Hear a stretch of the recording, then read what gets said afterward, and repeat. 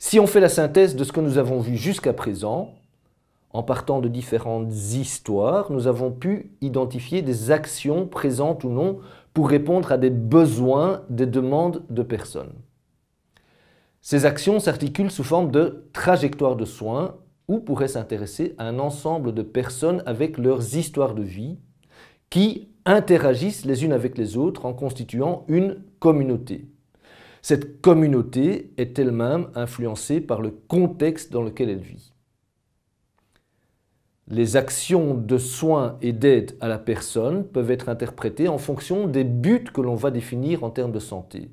Et en fonction de ces buts, on utilisera différents types de critères pour définir la qualité et l'accessibilité des actions de soins ou d'aide de la personne, et par là, pouvoir définir en quoi une situation est problématique ou non.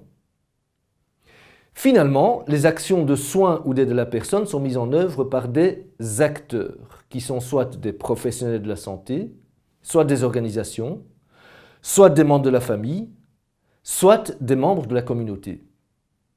On a ainsi délimité le système en identifiant des besoins et demandes de personnes. En réponse à ceci, des actions ont été identifiées. Ces actions doivent permettre au système d'atteindre un but. Elles sont ou ne sont pas mises en œuvre par des acteurs. Le système est donc composé d'actions ou d'acteurs en vue d'atteindre un but.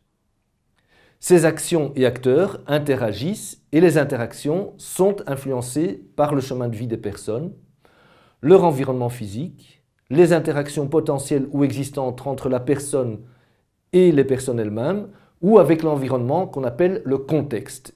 Et enfin, aussi par l'impact de ces interactions sur la santé.